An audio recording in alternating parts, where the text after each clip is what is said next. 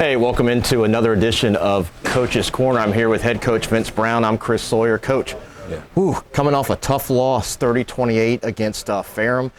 But I'll tell you what, it was a tale of two halves. We talked about that in our post-game show. Guys went down 20-0, but then all of a sudden, the offense woke up. The defense, it was doing what it had been doing. But talk about the game a little bit. I mean, congratulations on that second half. I know you're trying to build something. You told the team it doesn't happen overnight, but I think that second half was something that you can build on. I think for us, we came out, ready to go. 3 road trips, back to back to back. It's tough. You talk to any coach in the country, it's that's a tough break, but we're not going to make excuses. And so we came out, we were a little flat earlier. And they came out with some excitement. They knew what we were coming up with. They watched the Bavard game and even the Emmer and Henry game. They seen what we can do, and so their guys were fired up and ready to go. We had some early mistakes. Drives kind of stalled with some penalties and some misconnections with the quarterback and receiver. Some timing issues, which we're going to clean up. And defensively, they took some shots. They put a pretty big receiver over there. I think he's about 6'4". Yeah. Both of their receivers were big guys, so they took a couple shots and completed them. We went back in halftime. I just told the guys to keep your composure. All right, this is football. We're going to play 4 quarters or even more. So let's not get down. And I like the way that we responded. We made the adjustments at halftime, came back out and pretty much shut them down. Let's talk about those adjustments at halftime. We're actually going to have your Center Blake talking about the play of the offensive line, and that's kind of where I want to go right now. You had Gabe Tejada all of a sudden. That offensive line was blocking for him. He got 2 straight touchdowns. I think he rushed for 133 yards. You guys had a total of 234 yards on the day in rushing. So talk about the play of the offensive line, getting you guys down the field and getting actually not only Gabe, but then you had Lawrence Reed score a 3rd touchdown and really get you right back in the thick of things. I think the offensive coaches went in and got back to basics and saying, hey, guys, let's just man up, all right? Let's get on our blocks. And I'm just so proud of Gabe, Larry, Banks. Those guys stood up, and the guys got behind them. I told Gabe, hey, go talk to those old linemen, look them in the eye and tell them, hey guys, you block for me, and I'm gonna reward you. And so it was great to see. It's something that we can build on, and that's something that we're gonna take into next week as well. And just some things that we have to fix is like the timing, but I couldn't be more proud of our guys. Even our quarterbacks throwing a beautiful throw to Leland Gertie, Ricardo Corpus making a play, and so we had some bright spots. We just got to get started a little bit quicker. We got to get started. You mentioned Mason Tatum. I was going to bring up Gertie and Corpus. Both of them combined for over 100 yards together, and Ricardo had a huge touchdown. Yes. You guys had that pick 6, but you came right back down. Actually, he also had that, I believe, that pass. He had both feet in bounds. I think they called him out of bounds at first before he caught it. Catch. But again, your wide receivers played a great game too. But let's get to the defense. You're a defensive guy. Even though you were down 20-0, one thing I noticed, there were a couple big plays that they had, but all in all, you guys were, you were kind of stopping them when they needed to be stopped. It held them to a field goal on that first drive, but Paul Massey Jr., we talk about him all the time, 11 total tackles. I think Christian Walker had a great game, but they kind of anchored the defense. Talk about the play of your defense, especially in that second half again. Just so really proud of those guys as well. Our defensive line, they understood the challenge, knew that Ferrum had a running quarterback, so we had to be real secure in our gaps, not just rushing upfield, and then we had to tackle. And I felt like we came out, we was pretty much shutting down the run. And then I told our D-backs, be up for the challenge. So we got into some things on defense where it put us in position to be successful. We had a couple mental breakdowns, in which we'll fix that. We're young in a lot of those places. And so I couldn't be more proud of the way we responded. As you know, we went down there, we stopped them again on a 4th and short. And gave our guys an opportunity, but we don't want to keep taking it to that point, right? We want to go ahead and put some of these games away. And so we're just going to focus on that, continue to build, continue to put the guys in the right position to be successful, and we'll live with the outcome. When you talked about that a little bit, going down to the end of the game, and I think in the post game you said, that's the game of football and that's all we needed was an opportunity. One of the things I noticed too, I was standing behind the offense as they kept coming off, the amount of enthusiasm, and they stayed in the game. Even after the pick 6, they talked about, we got this. Right. And I think that's where your program, as we interview you each week, what you're instilling here is it's a game. It's ups, as you always say, ups and downs. And I think your players are starting to buy into that. I mean, I know you're on the sideline, but I've just been observing, and it's been very interesting to see them not get fully down. Even after a tough loss last week, they could have folded at halftime, but they came out and they believed in each other. Yeah, and that's one of the main factors we stress as a coaching staff.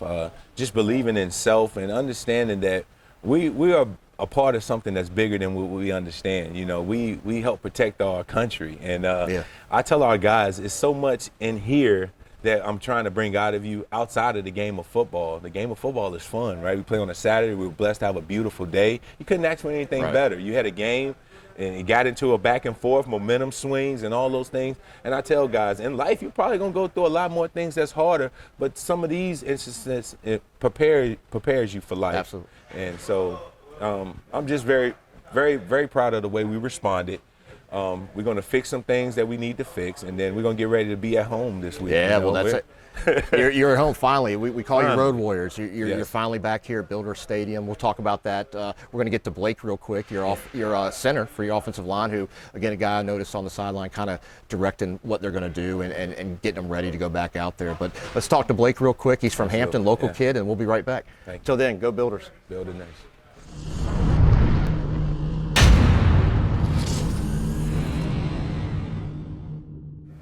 Hey, welcome back to Coach's Corner. We got a special guest in here, Blake Brasure, center, senior from Hampton, Kickintan High School. Welcome in. Thank you.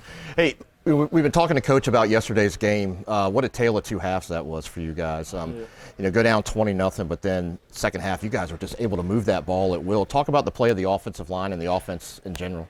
Coming out of halftime, we were in the locker room, and we told our offensive coordinator, we said, hey, we can run this ball.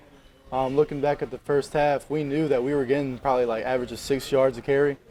So we told him, hey, let us run the ball, trust us, you know, we'll get it done. And he said, all right, yeah, we're gonna run the ball. So went out, I think we put up 264 rushing yards, and somewhere around there, and it was a crazy half. We knew we could come out and be physical.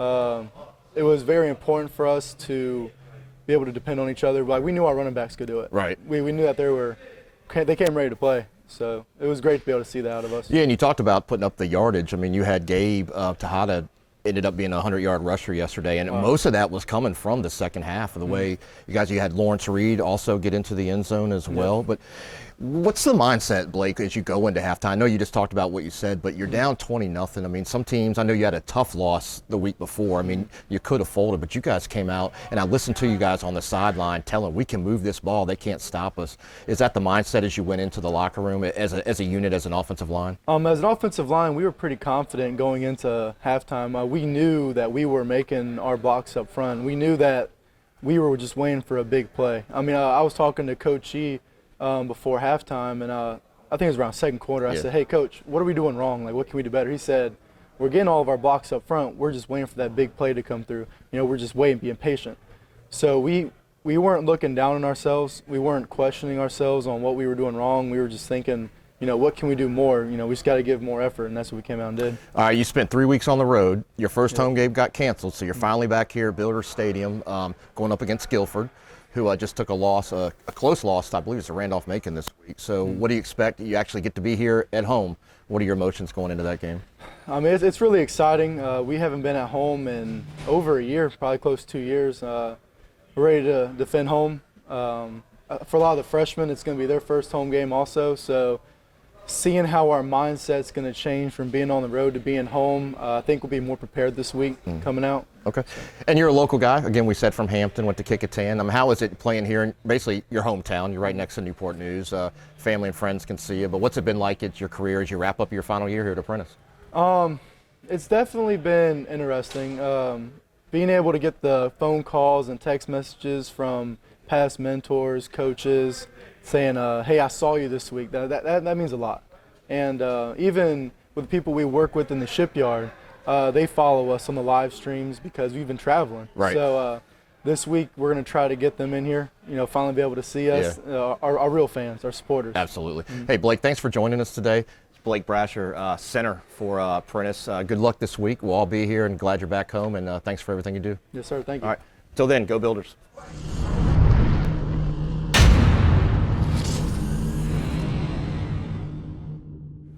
All right, welcome back into Coach's Corner, Coach. So Guilford's on the clock now, coming up here to Builders Stadium. They just lost to Hampton-Sydney. Do have a correction. I believe I said Randolph-Macon when I talked to Blake, but it was Hampton-Sydney.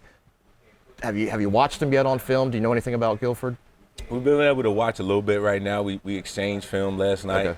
Okay. Guilford, Coach Davis is the head coach down there, and like I said, these coaches in the ODAC, they do a tremendous job with their guys, and he's trying to get them fired up. I believe they're coming in at 1-2. They took a loss to Hampton-Sydney, who is another team that's always in that running and competing, and so we got to be ready for a battle. I know he's going to have his guys fired up, and so will our guys be. You know, we're cleaning up what happened yesterday, and then we're going to really dive into that, me and the coaching staff, right after the meetings today. And so we look forward to it. I think our guys are going to be really fired up to finally get a chance to play at home in front of their fans. And we want Builder Nation to come out as much as we can. I know we still have a couple of restrictions, but we want the nation to come out, support these guys, get behind this team, and represent the right way.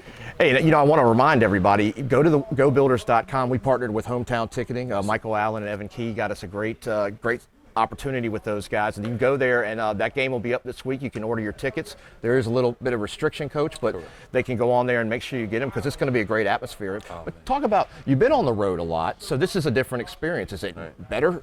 Is it easier to prepare, or do you have some obstacles or some challenges you might have being at home? Well, I think for us, we're so happy to be at home. We want everybody to come to the game, support us, support this team. I told the guys it's going to be a lot of emotion, but we have to be able to control that emotion. As you know, football is a game of ups and downs, right? So we got to come out, be prepared for that.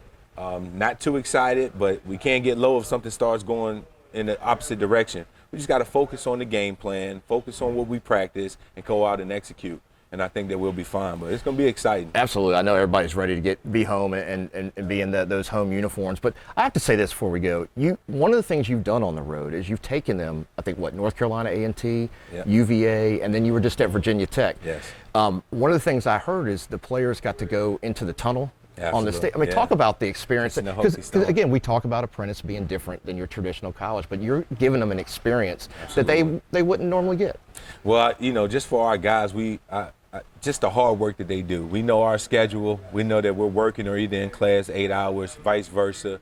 And I always want to bring that, to give them the outside experience. You know, I think what we do is unlike anything else in the country. And just giving them the opportunity to enjoy that, to embrace that, to let them know that, yes, you are professional in a sense where you're still a college kid, but you have a job to do. And you have to be on time. Everything has to be done right, you know, precise. And so giving them a chance to kind of relax and clear their mind and still feel that energy from, you know, going to Virginia Tech, touching the Hokie Stone with Coach Hill, and going to UVA, seeing Coach Elton Brown in the Hall of Fame.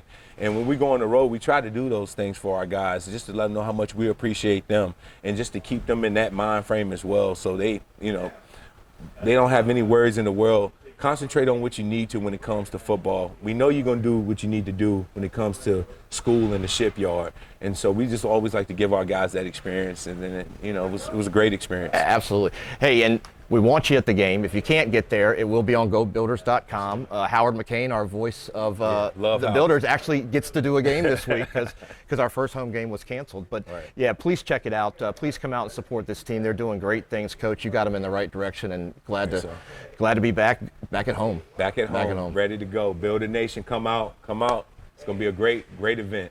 All right, well, hey, we will see you with all our pregame and halftime stuff next week. And until then, as always, Coach, we say go Builders. Go Builder Nation.